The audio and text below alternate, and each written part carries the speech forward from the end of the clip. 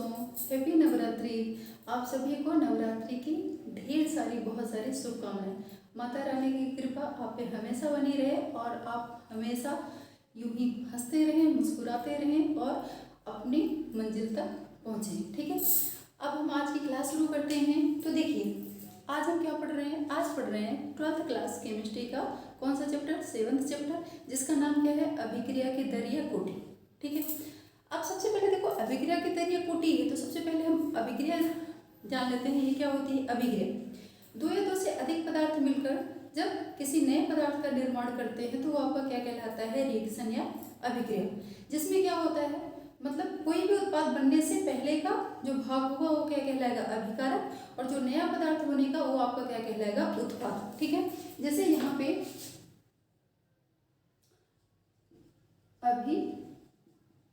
अभिक्रिया या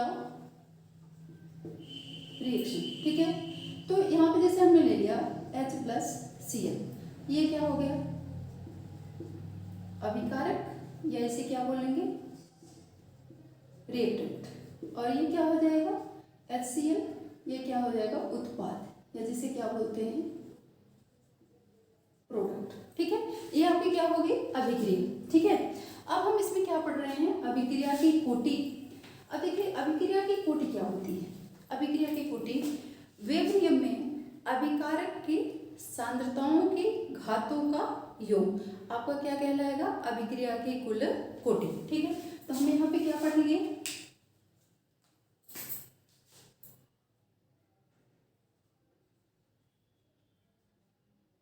अभिक्रिया की कोटि, ऑर्डर ऑफ रिएक्शन। ठीक है, क्या कहलाएगी ये?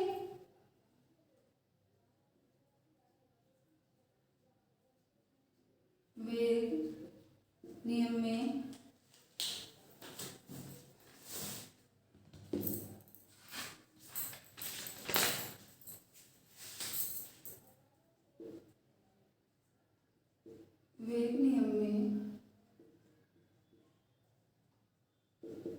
अभिकारक की सांद्रताओं की घातों का योग क्या कहलाएगा? अभिक्रिया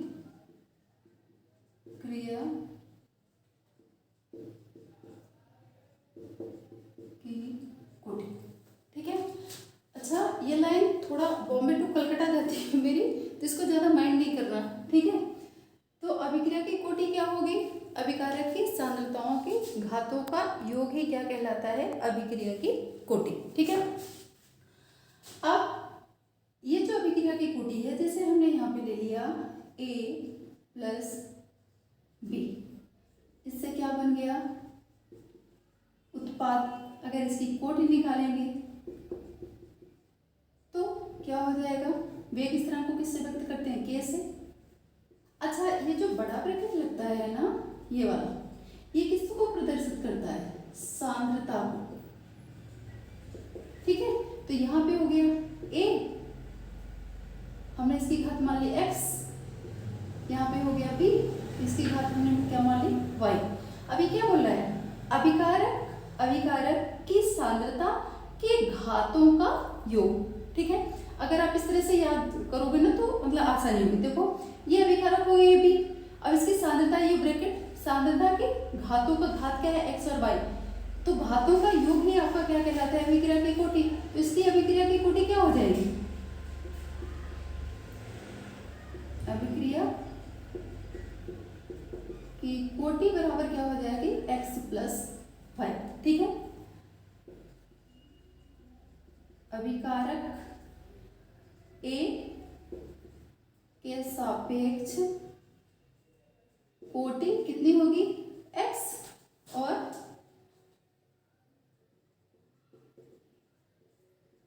B के सापेक्ष कोटि कितनी होगी? y। ठीक है, यहां तक क्लियर है? अब देखिए, अगर x प्लस वाई का मान कितना होता है, 0, 1, 2, 3, तो अगर 0 होगा, घातें क्या होंगी, 0 होंगी, तो वो क्या कहलाएगी, शून्य कोटि की अभिक्रिया। अगर 1 होगी तो क्या कहलाएगी, प्रथम कोटि की। अगर 2 होंगी तो वो द्वितीय कोटि की। अगर 3 होंगी तो तृतीय कोटि की। ठीक है, इसको ज़्यादा रटना नहीं है। एक डेफिनेशन अगर आपको समझ में आ गई ना, तो आपको सारा समझ में आ जाएगा। ठीक है, अगर शून्य घात होती है तो शून्य कोटि, 1 होती है तो प्रथम कोटि, 2 होती है तो द्वितीय कोटि, 3 होती है तो तृतीय कोटि। ठीक है, और बात किसकी कर रही है, अभिकारक की। उत्पाद से आपको यहाँ पे अभी कोई लेना देना नहीं है। ठीक है ना, तो यहाँ पे ये होगी, अगर x प्लस वाई का मान क्या हो, 0 हो, 1 हो, 2 हो, 3 हो, तो ये क्रमशः क्या कहलाएंगे, शून्य, प्रथम, द्वितीय या तृतीय कोटि की अभिक्रिया।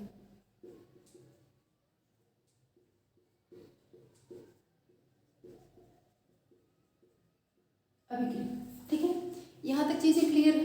अब हम आगे बढ़ते हैं। अच्छा, इसका एक एग्जांपल आपको दे देती हूँ तो उससे चीजें ज्यादा क्लियर हो जाएंगी। जैसे फॉर एग्जाम्पल यहाँ पे a प्लस बी अभिकारक, a प्लस बी उत्पाद के लिए वेग नियम में r इक्वल टू a की घात क्या हो जाए, 1/2, और b की घात हमने यहाँ पे क्या ले ली, 2। तो ये पूछ रहा है, ये हमें क्या है, नियम में हमें ज्ञात है, तो इसकी कोटि बताइए।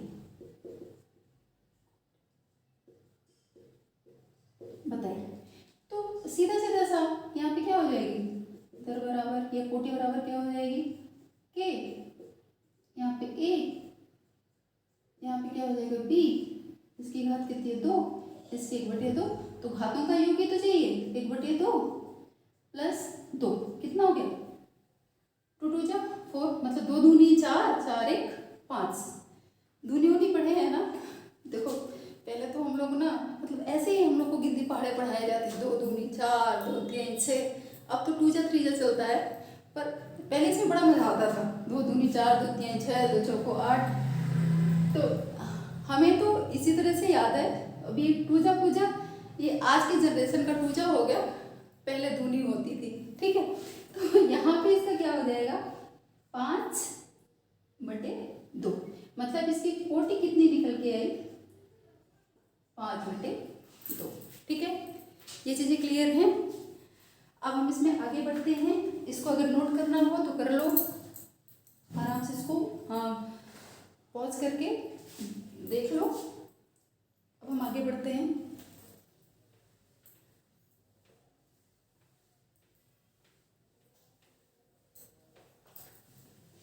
देखो चीजें रटने से भूल जाती हैं, अगर कोई की पॉइंट बना के चलते हो आप ना, तो चीजें जल्दी याद हो जाती हैं। ठीक है, तो वैसे भी आप जानते हो, एक कहावत भी है, हिस्ट्री केमिस्ट्री बड़ी बेवफा, रात भर पढ़ो सवेरे सफा। तो इसमें यही कंडीशन होती है, तो इसलिए इसको ना थोड़ा ध्यान से, और मतलब वर्ड का थोड़ा की पॉइंट बना के चलोगे तो चीज़ें आपको ज़्यादा याद रहेंगी। अब इसमें कौन सी होगी, शून्य कोटि की अभिक्रिया। हम क्या पढ़ लें, शून्य कोटि की अभिक्रिया। अब इसमें देखिए, शून्य कोटि की अभिक्रिया में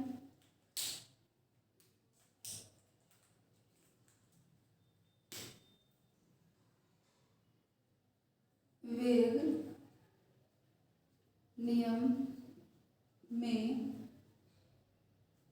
नियम में जब अभिक्रिया का वेग। अच्छा मेरी लाइन ना ये थोड़ा बॉम्बे टू कलकत्ता जाती है, तो इस पे ज़्यादा माइंड नहीं करना, ठीक है। अब मैं सोचती तो हूँ कि ना जाए, पर ये पहुँच ही जाती है, ठीक है। तो वेग नियम में जब अभिक्रिया का वेग क्या, अभिकारक की सांद्रताओं के शून्य घात के समानुपाती, घात कितनी हो, शून्य के समानुपाती हो तो ये शून्य कोटि अभिक्रिया कहलाएगी, ठीक है। अब देखिए शून्य कोटि की अभिक्रिया, इसमें एग्जाम्पल जैसे शून्य कोटि की अभिक्रिया वेग इसका टू क्या हो, के। हमने उदाहरण किसका लिया, जैसे हम यहाँ पे H2 प्लस क्या ले लें, Cl2, ठीक है। तो इससे क्या बन जाएगा 2HCl, ठीक है। अब देखिए अगर हम इसको निकालें तो दर बराबर यहाँ पे आपका क्या हो जाएगा H2, तो इसकी घात भी कितनी होगी 0, और यहाँ पे Cl2 इसकी भी घात कितनी होगी 0, तो 0 प्लस 0 बराबर क्या होगा 0। तो ये अभिक्रिया इसकी घात कितनी है 0, ठीक है। अब डेफिनेशन में क्या बोल रहा है, जब अभिक्रिया के वेग अभिकारक की सांद्रताओं, अभिकारक की सांद्रताओं के शून्य घात के समानुपाती हो, ठीक है, तो वो आपके क्या कहलाएगी, शून्य कोटि की अभिक्रिया। तो ये आपकी होगी शून्य कोटि की अभिक्रिया। अब दूसरा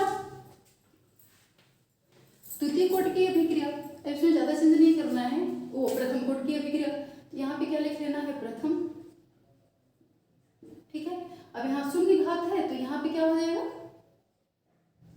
प्रथम घात, प्रथम घात के समानुपाती हो तो वो क्या कहलाएगी, प्रथम कोटि की अभिक्रिया। जैसे उदाहरण प्रथम कोटि की